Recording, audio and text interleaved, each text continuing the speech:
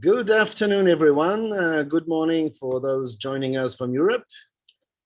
We are now starting the Open Policy Meeting session number 2. I will share my screen. Where is it?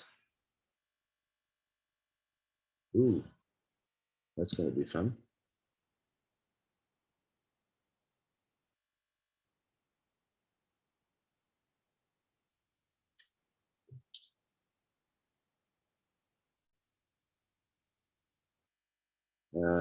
Okay, doesn't work.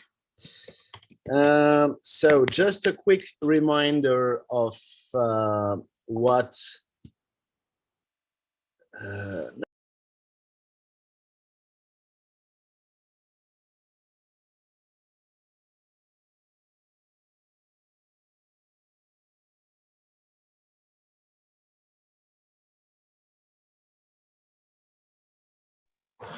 Looks like we lost Bertrand. Ching Heng, are you there? Hey, Could you yes. please share the session? Okay. Yes, thank you. I talk about the administration.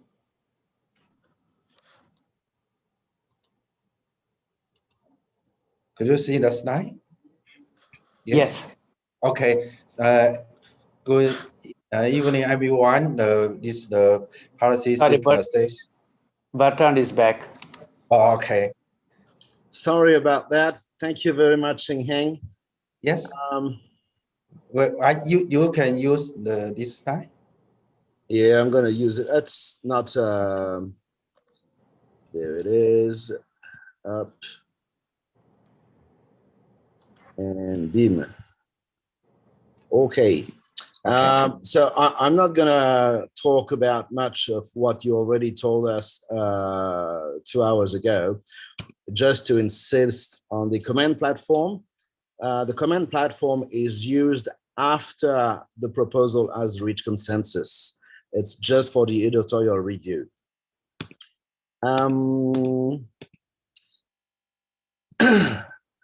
So about confer, which is going to be used for today consensus gauging. If you don't have an account, please open one now. And if you do have one, then just log in right now so that when the time comes, you'll be able to vote without having to struggle. So for the proposals today, we have 2. Prop 130, modification of transfer policies, and Prop 133, clarification of sub-assignments. These 2 proposals are presented today by Jordi, who should be online. And I will let him start right now with Prop 130. So Jordi, please. Sorry, Bertrand, before that, George Odagi will present the impact assessment, Secretariat impact assessment, please. Oh, yeah, sorry. Just 2 slides. And then Jordi can present the proposals. I got confused on this one, sorry. So Jordi, please wait. And George, please go ahead. Thanks, Bertrand. I'll just load up the slides.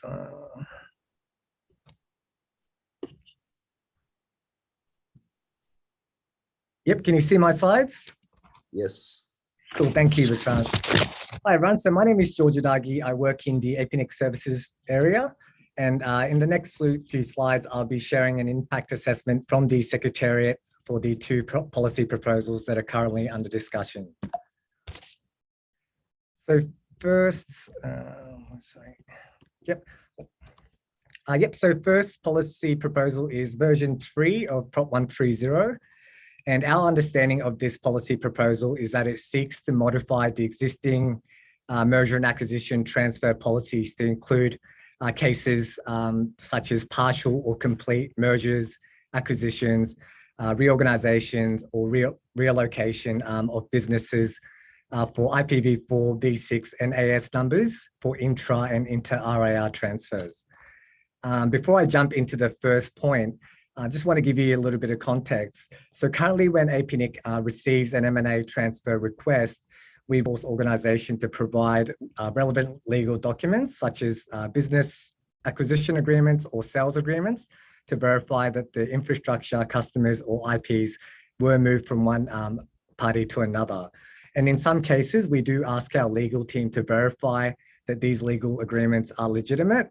So with the implementation, if we were to implement this proposal, one of the challenges would be that we would add a level of complexity in verifying the legal documents provided from other regions. And this is due to the unfamiliarity of languages and legal frameworks for companies that are registered in economies of other RIR regions. So we believe that this would require cross RIR coordination. So that's one thing that we should consider. And for the second point, in the policy proposal text, it's not clearly specified whether partial IPv6 transfers would be allowed or not.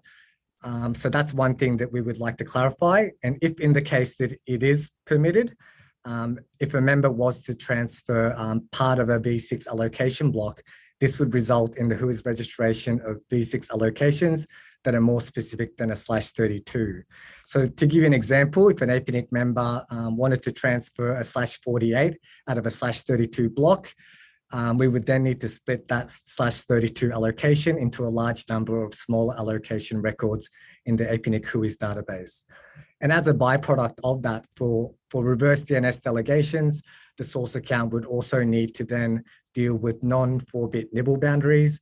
So if we refer back to my example before, that member with their /33 and other remaining blocks would then need to register multiple /36 domain objects and so on. With regards to the change to our systems, our current systems, we have mechanisms in place to handle reverse DNS for inter-RIR transfer of V4 addresses, but not V6 addresses. So this would need to be developed. And our registry product team has confirmed that we should be able to implement that within the standard 3-month timeframe. However, we can't predict when the other RIRs will be able to support this. So we would need to have a discussion with them if consensus is reached. So like I said, 3 months implementation for our systems, but it's an unknown timeframe for the other RIRs. Moving on to the second policy proposal is version 3 of Prop 133. This one seems to be quite straightforward and is the aim, we believe the aim is to simplify the policy text and changing the definition of assigned address space in section 2.2.3. Since it's a simple text change, we don't believe this will change our current operational practices when we evaluate resource requests. And we're quite confident that implementation should be done within the 3 months. So that's it for me. Back to you, Bertrand. Thank you very much, George. Indeed, it was needed to do that before Jordi presents his proposals. So I see that Jordi is online. Okay, so Jordi, you can start with Prop 130, please. I am not sure if you can see already the slide, just to confirm. Yes, it works. Okay, thank you very much. Modification of transfer policies. This is proposal 130 version 3. We have discussed this already in previous meetings, not in the last one. I was unable to attend to huge time difference, and I had other segments. Problem statement. What happens is that we have existing transfer policies for IPv4, IPv6, and ASNs. And it's true that there are some difference between different registries in both intra and inter transfers. Into 3 parts, right? There is some noise in the background. Okay. So the thing is that even in some registries, this is not a policy. This is considered part of general administrative procedures. So in that sense, it is allowed because it's a regular business thing. It's not discarded by policies. Of course, this might change in the future by means of policy proposals, but the point here is that we have different situations in different registries. In the case of inter-RIR, the counterparty need to have a reciprocal policy or procedure that allows it. That's logic, because that's the same way we are doing with regular transfers. Okay. My perspective here is that there is no sense to make any difference in the consideration of mergers and acquisitions for different type of resources, because there is no reason, for example, to allow IPv4 resources to be transferred and instead IPv6 ones not. That's the thing. An example of that will be a company having different units. For example, one of the units being a data center.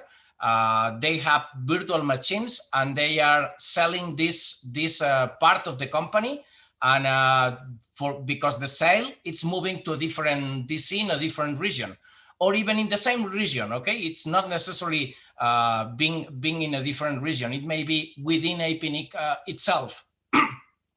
And existing policies allow them to keep IPv4 resources, so they don't need to renumber the virtual machines, but instead they are they must renumber IPv6.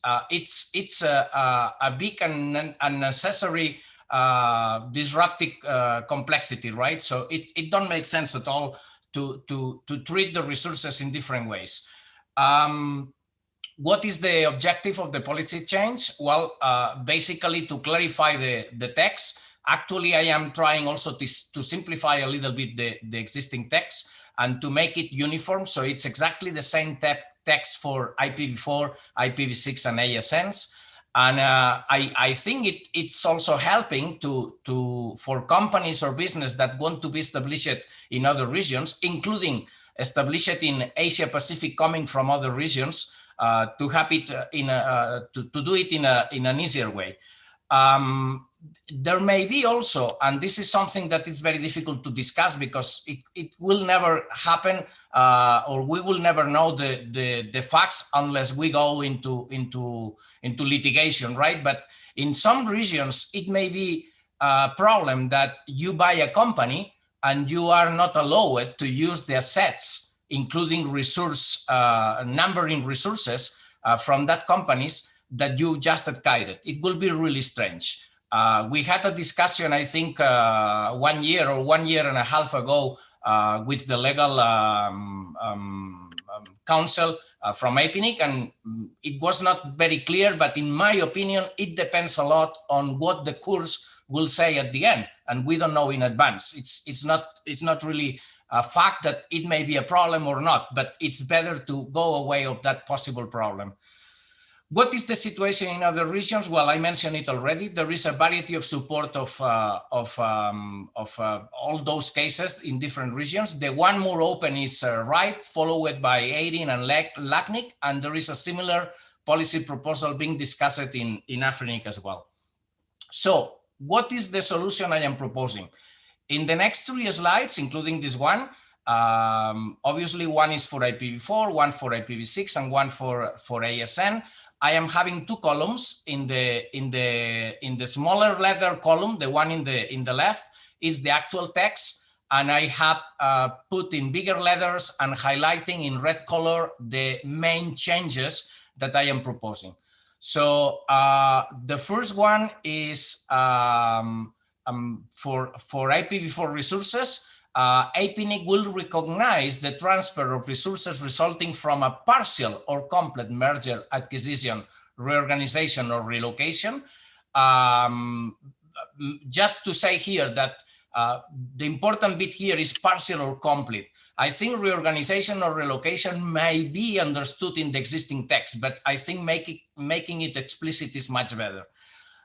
In the cases of inter-RIR, the counter-RIR need to have a reciprocal policy procedure that allows it. That's it. And then we have exactly the same text for IPv6. As you can see, the existing text today is a little bit different, but I am trying to make it all the same, so it's much easier to follow, because in fact, there is no difference in what is being done today. So my proposal is exactly to treat the resources the same for IPv4, IPv6, and finally ASN. I am not going to read it again. So somehow we could say that the proposal is like 3 different proposals, but trying to achieve the same for the 3 kind of resources that we manage: IPv4, IPv6, and ASN. Advantages of the proposal. Well, I think the proposal fulfills the objectives that I am trying to address. The proposal makes clear that this may only happen in case of inter-RIR cases when both RIRs have reciprocal policy. So for example, from top of my head right now, I think that with RIPE this will be possible.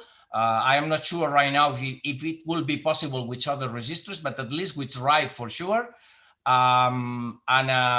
As I mentioned before, minimizing possible legal issues.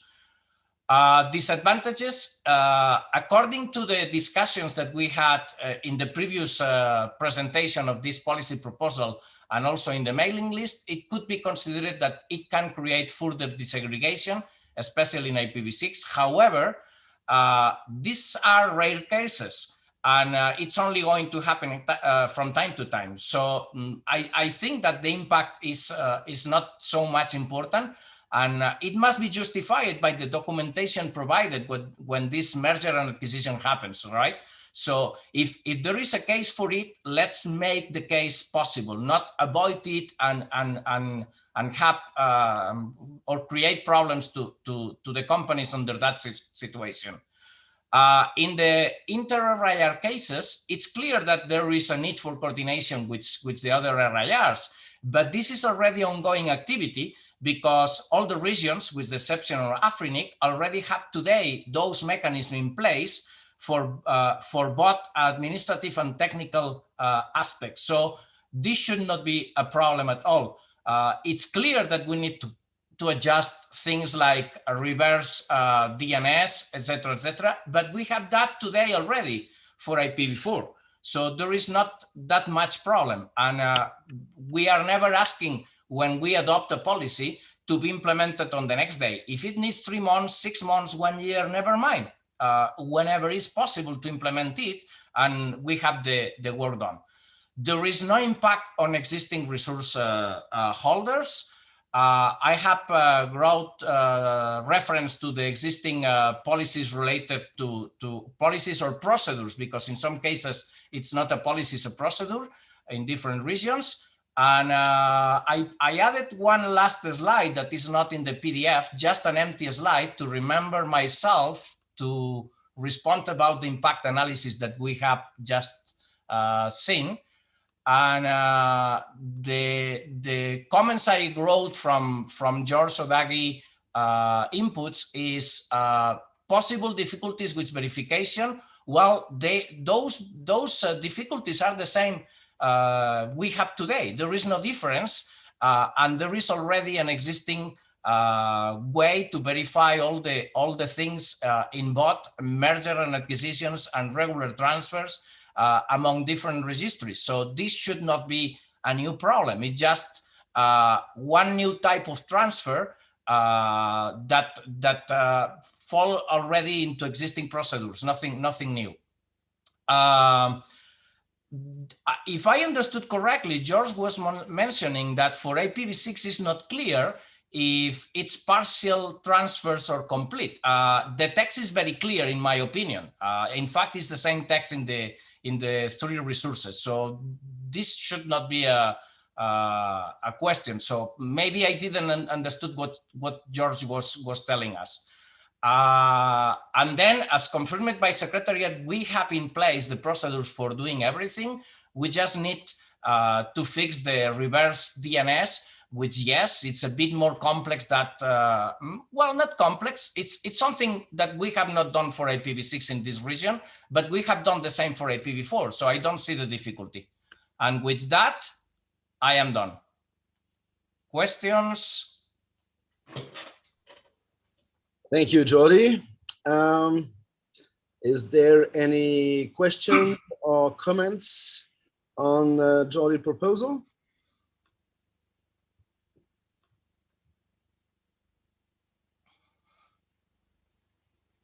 None? Wow. I am surprised because there were, I think, 2 emails in the mailing list saying that it was, one of them was in the Bangladesh NOC, if I recall correctly, saying that it was discussed and there was not a consensus among their perspective, but they didn't mention why. So without knowing why, it's difficult to react to that. And I already responded to Adam also. I think I have refuted his arguments across the presentation as well. We've got a question from Aftab. Okay. Why relocation is important to you? Because it may happen that, well, I think the existing policy may already consider that the same as a merger and acquisition, but it may happen that a company from Europe, for example, decides to move to Asia Pacific or in the other way around. That's what I call a relocation. In terms of business, this happens sometimes because you have different taxes or you have more business in Asia Pacific than in Europe. And it makes sense, or lower labor costs are different. So this is something that in a global world we need to make it explicit, right? The other question: why can't we stick to the reorg rather than relocation?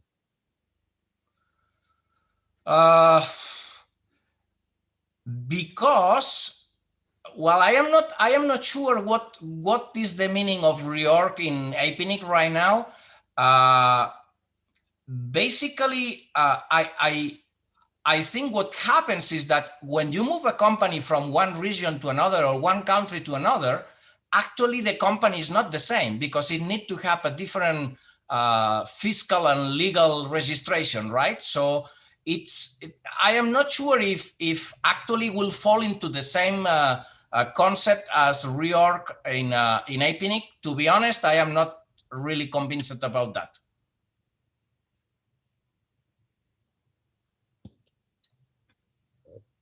Okay. Just trying to read. I see a question for Garab. Should I go for that? Yeah, sure. Okay. The point is that today it's possible to have organizations that are based only in virtual machines. So yes, they may move the complete network from one place to another, and they want to keep using the same resources. And if you move virtual machines from one data center to another, and this may be same country, or different region, you don't need to redo or renumber the virtual machines. You just copy the virtual machines, synchronize them, and when the synchronization is done, you change just the routing in the data center, you switch off the old machines and switch on the new ones. That's it. That's existing technology. It's nothing for the future. It's something we are doing today, every day.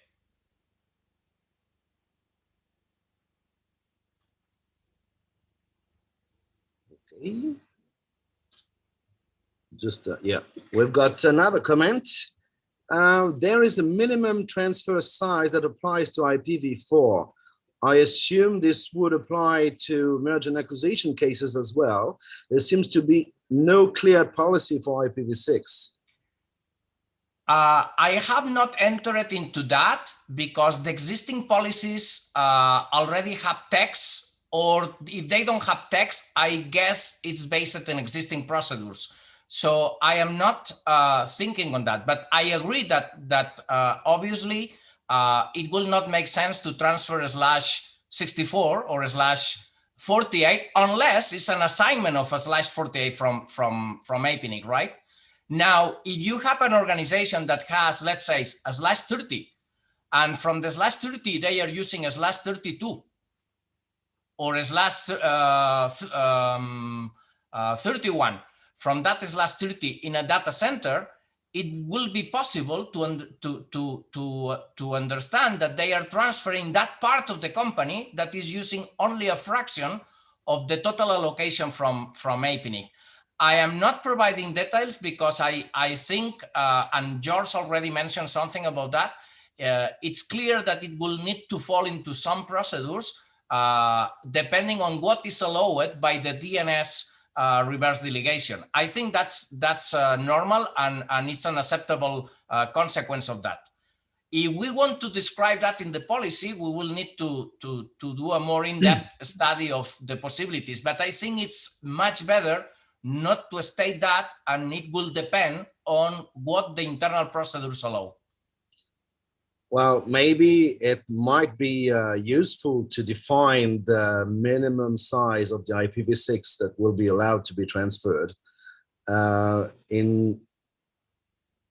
Make a proposal for that, of course, and because you would end up with a huge routing table if you start shuffling down IPv6/32 in smaller parts. Well, remember that I don't think this is something that will be happening very often. I think, and it needs to be justified by documentation. So it's not like a company deciding, hey, I have a /32, I am going to sell my company in 65,000 pieces of /48. It don't make sense, because they will need to establish 65,000 companies.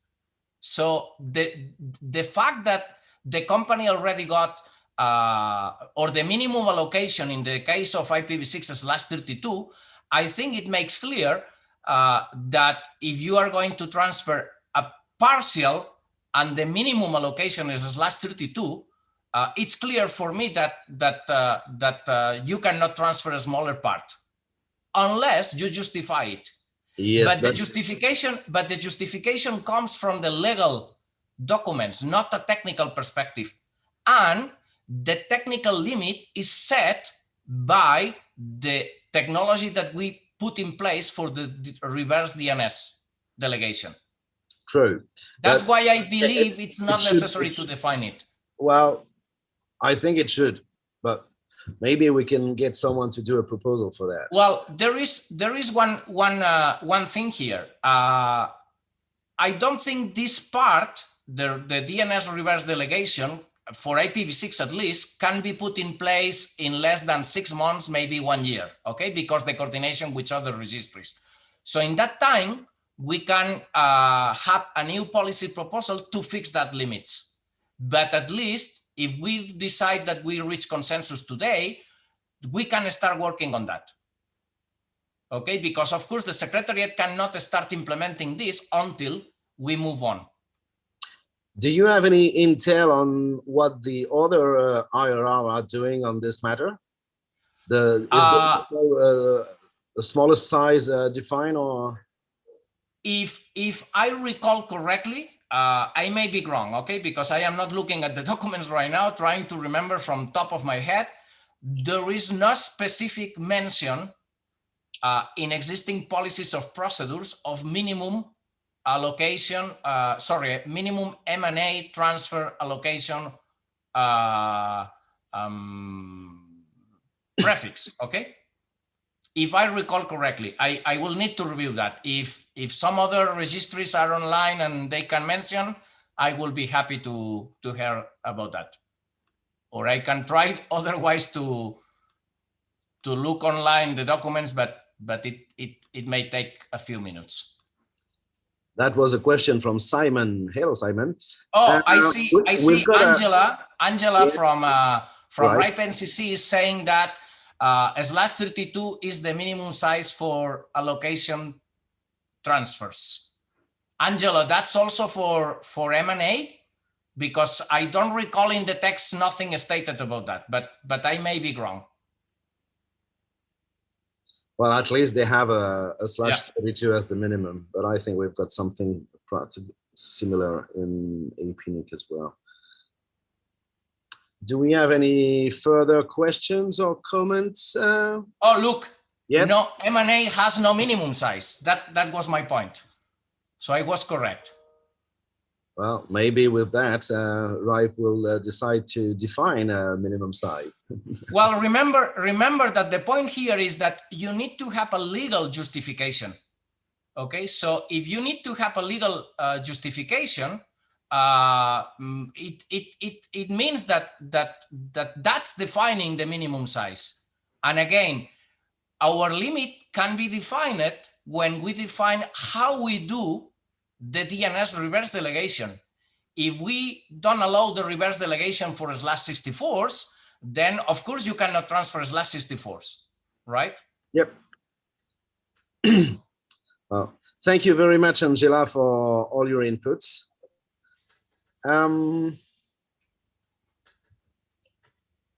No more question or comments? I think Simon was asking basically the same question, no limit for the partial. I think we responded to that.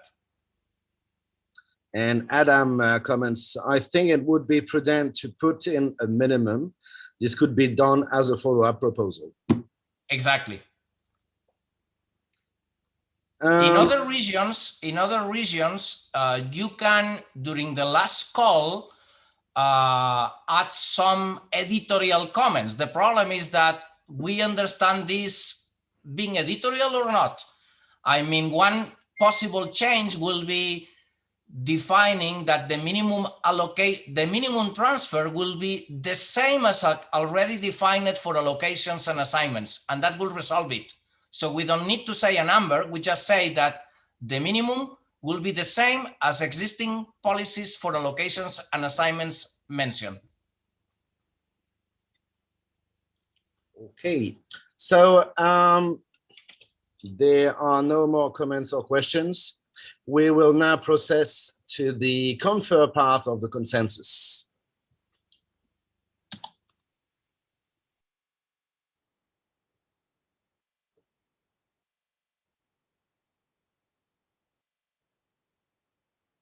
George, can you share the confer screen, please? What?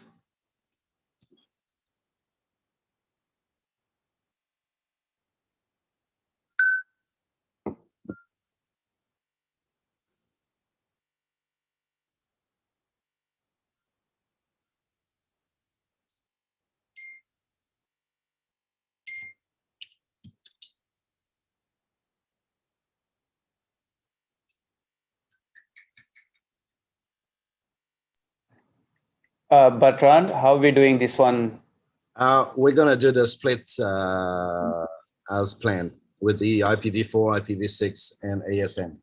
Okay, V4 set now. So we set the V4 one first? Yes, please. Okay, thank you. Okay, it's been open. Yeah. The V4 one should be open now.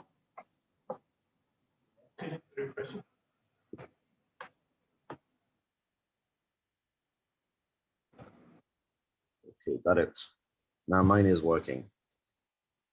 It's, yeah, Odagi is sharing the screen. You can see it. Yep.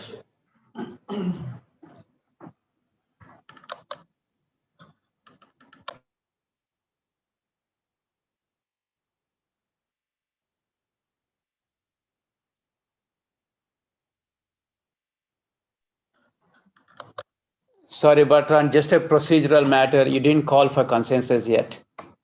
I know people are, I know everyone is participating in the consensus call, but here. Sorry. So yes, we're going for the consensus call using the confer tool. So for all of you that are already logged in, please vote. I see that there's already quite a few number of people who have voted. And we'll wait another minute to close the vote for the on the confer tool.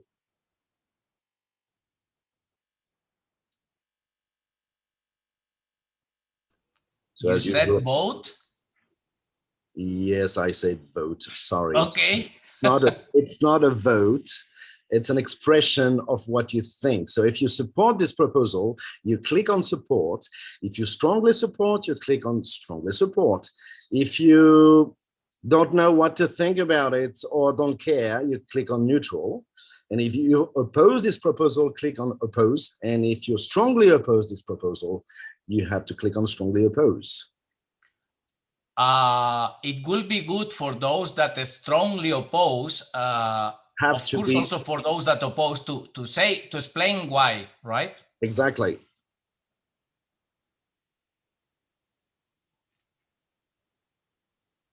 I think it's, no. Has it stabilized?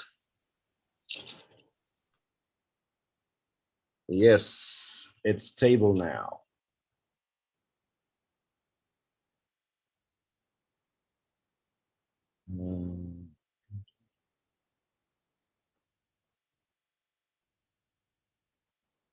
Up.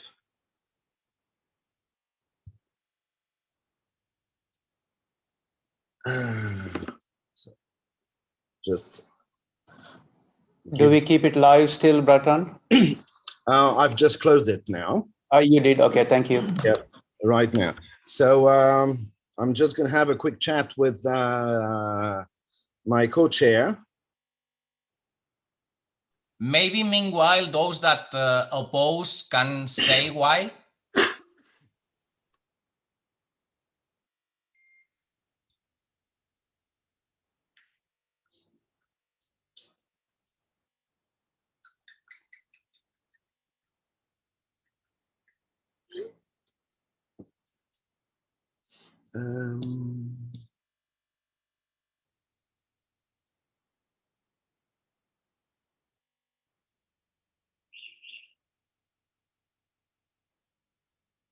Okay, so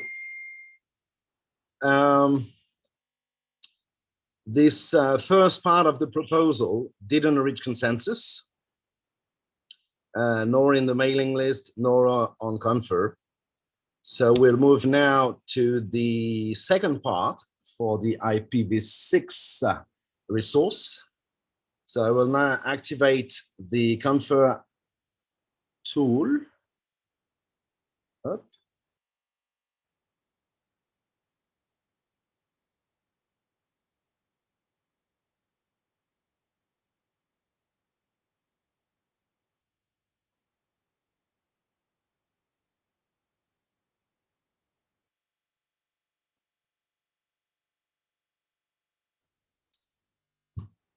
And it's open, so you can express yourselves now.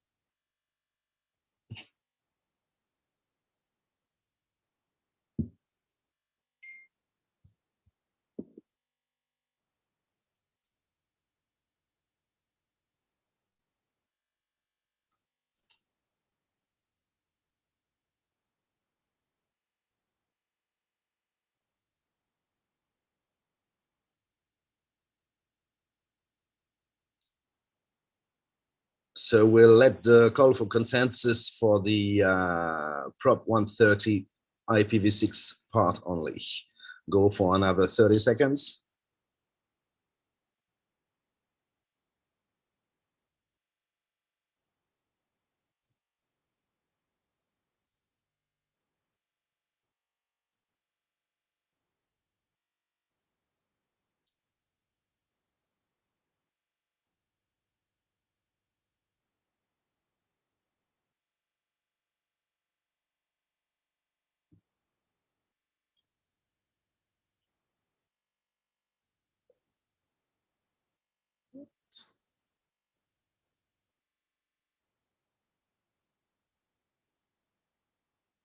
And it's closed now.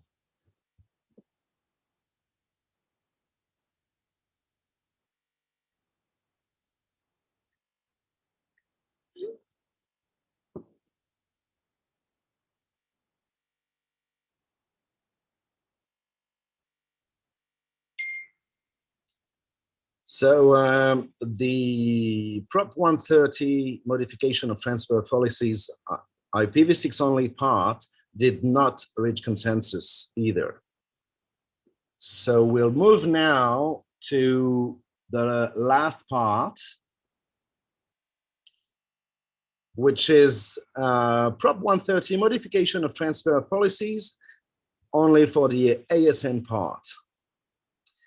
And I will, yep, it's open now, so please express yourselves.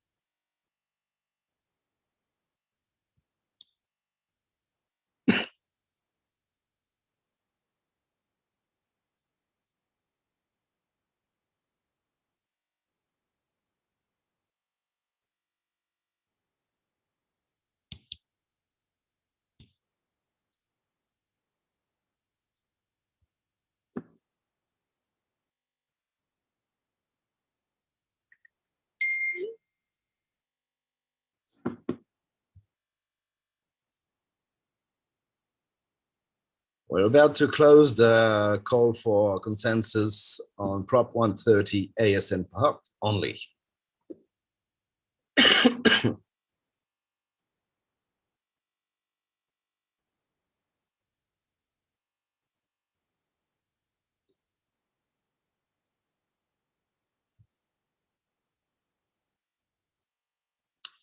And the call for consensus for the ASN part of Prop 130 did not reach consensus as well.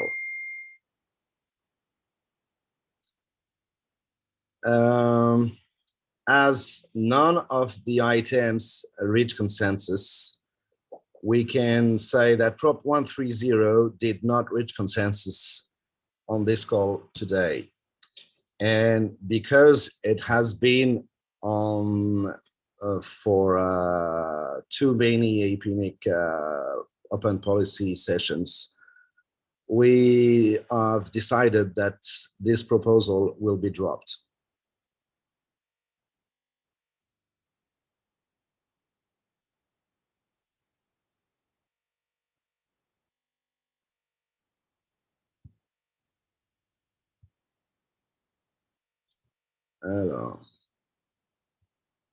Now we are moving back to Jordi for the next proposal, Proposal 133, clarification on subassignments. Jordi, please. Yeah. Okay, the slide should be already on the screen. Clarification on subassignments. This is 133 version 3. First clarification, because in previous meetings or previous version, this was not very clear and some people got confused with that. This is only related to direct assignments from APNIC. So it's assignments to end user organizations or assignments to LIRs for exclusive use within its infrastructure. So the proposed change does not affect any LIR allocations. The intended goal of assignments is for usage by end users or LIRs in their own infrastructure, servers, equipment, interconnections, employees, guest devices, subcontractors, whatever, but only within that infrastructure, not for subassignment in other networks. That's very clear, and we are not changing that. The problem is that the current text of the policy use a must together with documented purposes. And as a consequence of that, if there is a request to APNIC for an assignment within which a documented purpose, and in the future, the assigned space is used for another purpose, even if it's in the same infrastructure, it will violate the policy, okay? I don't think that's the intended purpose of the original policy. It was just the way it was worded. And probably it's affected also by when this policy was originally was made thinking in IPv4.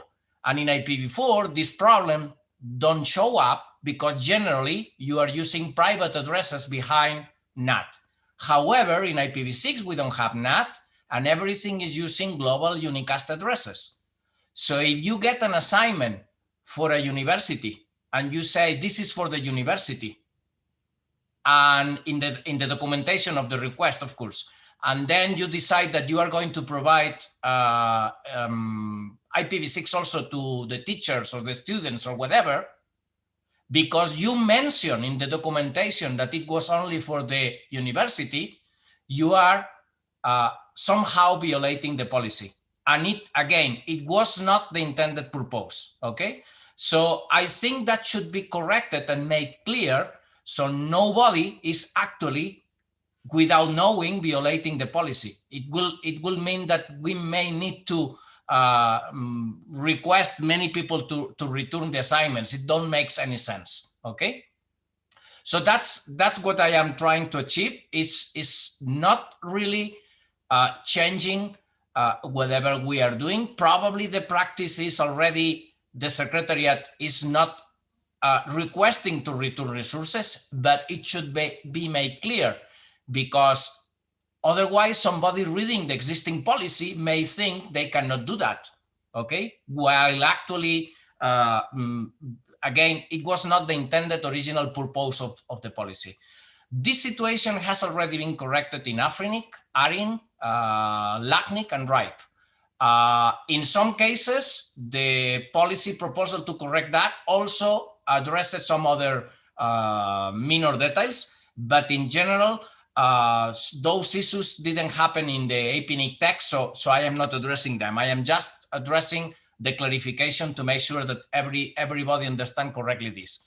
So again, as in the previous policy proposal, in the left you have the existing text, and in the right, with bigger letters, what I am proposing. And as you can see, it's also a simplified text. So assigned address space means address space delegated to an LIR or end user for exclusive use within their infrastructure they operate. So we don't need to say anymore that it must be for the documented purposes, okay? Because the purposes may change. And what we want to make sure is that it's only for use within the infrastructure they operate. That's it. That's what we really want. Advantages, well, fulfilling the objective and making sure that match the real situation with IPv4 and IPv6 networks. I think the proposal resolves the problem now and in the future. So nobody is unintentionally violating the policy. Disadvantage, I don't think this proposal is creating any trouble or change to networks that they don't violate actually the policy. And on the other way around, it's resolving the possible interpretation of violation. There is no impact on resource holders, reference to the different registries. And in the impact analysis, if I recall correctly, everything was fine and it was straightforward. So it should be okay. And with that, I am done. Thank you, Jordi. Do we have any questions or comments for proposal 133, please?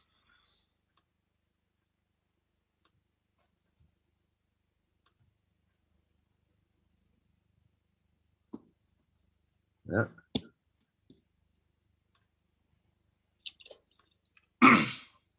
So we've got a question from Vivek. How will this proposal affect IXP or critical infrastructure assignments? APNIC makes these assignments made for specific document purposes.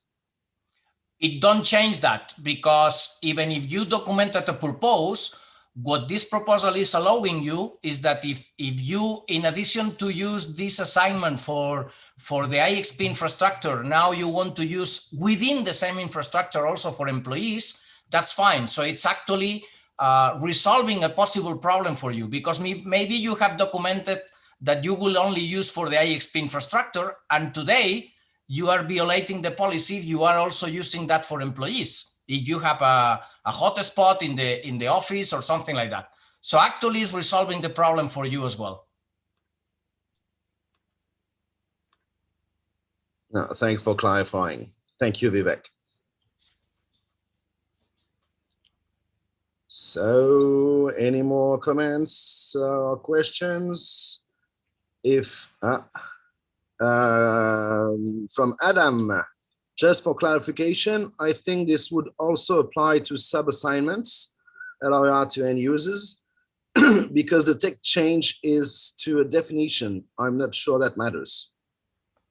My assessment is that it doesn't affect, and I think that has already been clear by the impact analysis as well. In fact, in other regions didn't affect it as well, and basically it was very, very similar text. Thank you.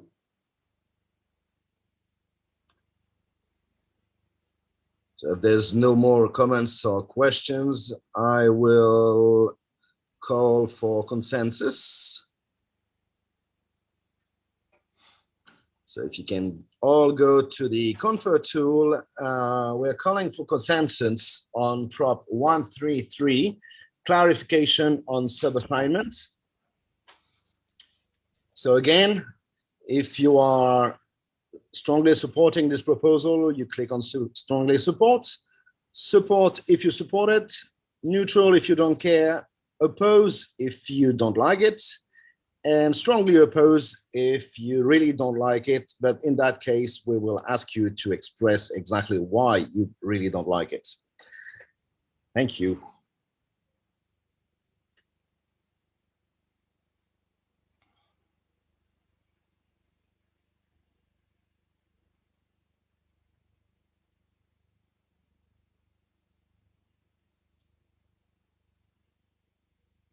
Ooh. It's tight.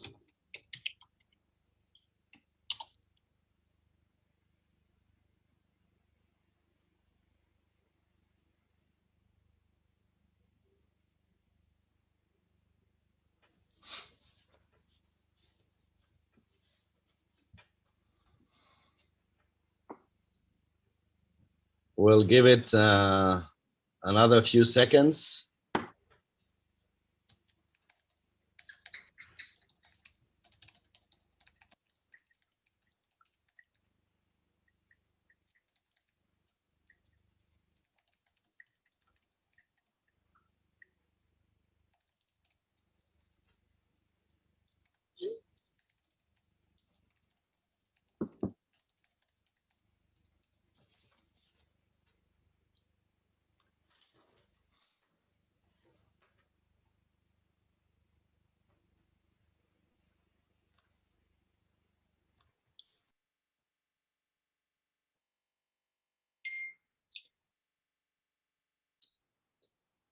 Okay, we will now close the call for consensus.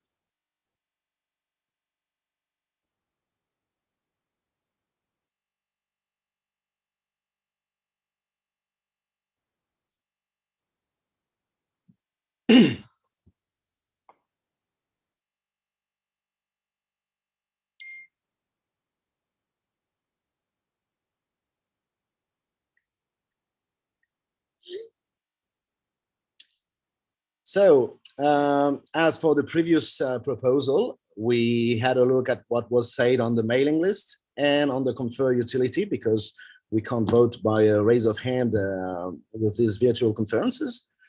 And for Prop 133, the consensus was reached. So congratulations, Jordi. 1 out of 2. Woohoo. Thank you.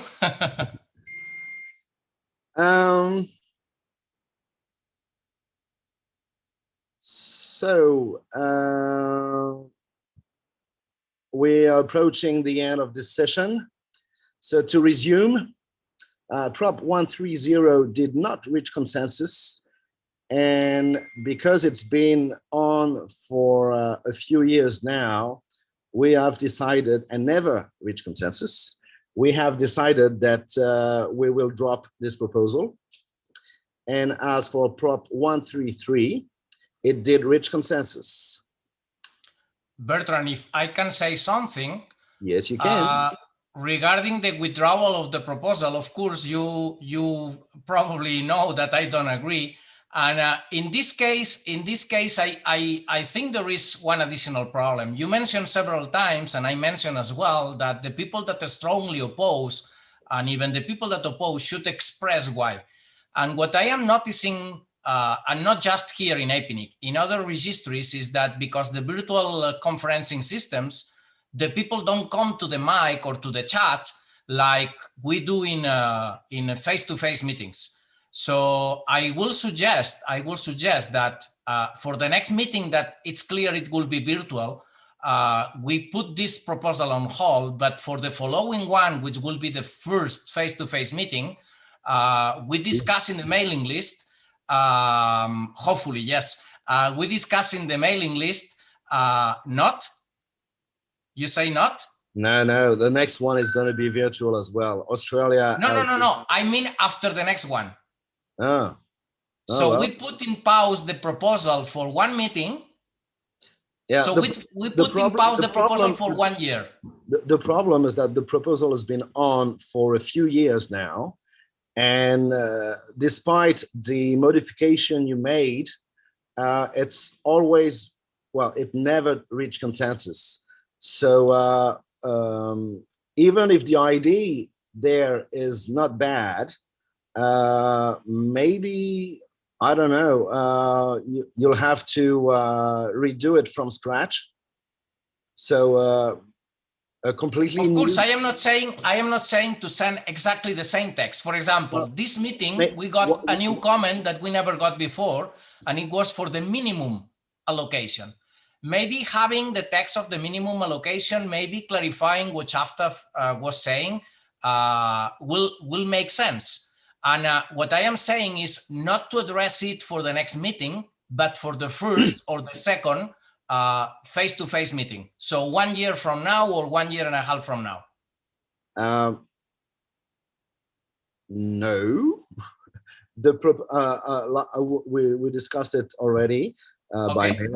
So no, this proposal, the way it is, has always been rejected, including during a face-to-face meeting. Remember, the last one was in Melbourne in too far away, 2019. No, 2020. It was the first in 2020. February 2020. Yes. Yeah. It seems so far away. So this proposal, as it is being dropped, but okay, feel free to start a new one. And because you've got all the IDs, maybe ask questions on the mailing list for to get people. Maybe people will decide to express themselves a bit more concerning their opposition to your proposal. Exactly. Well, we are saying the same. What I am saying is I don't agree with the withdrawal, but I agree if it can be resubmitted as a new proposal or whatever. So we agree. Well, you're allowed to propose it as a new proposal, but this proposal, exactly, 130, is being dropped. Okay, fine then. But start talking about what you want to achieve on the mailing list. Maybe people will have different opinions. And you know that in APNIC the mailing list is not that much active. I try it. I know, but sometimes you just ask a question, and I will do it today. Don't worry. Let's see. 1 year from now, I got a single response from my email today. Well, you had answers. That's a start. Yeah, that's much better than nothing. Yes. Okay, so thank you very much, Jordi, for all your commitments. Thank you to all our participants. And thank you for the guy that deals with the Zoom system, because sometimes it's not that easy.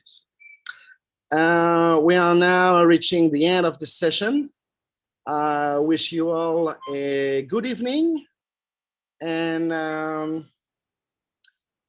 hopefully we'll see each other sooner than later. Thank you very much. And please, can you answer the poll that just appeared in front of you to rate this session? Thank you.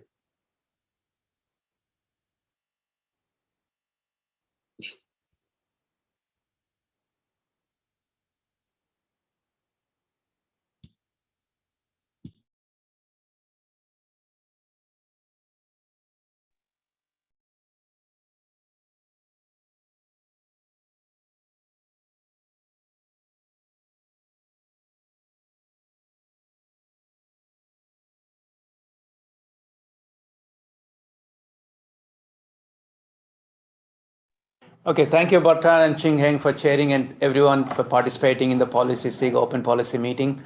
We'll take a break, 15 minutes break, and please do join the next session. Thank you all. Thank you.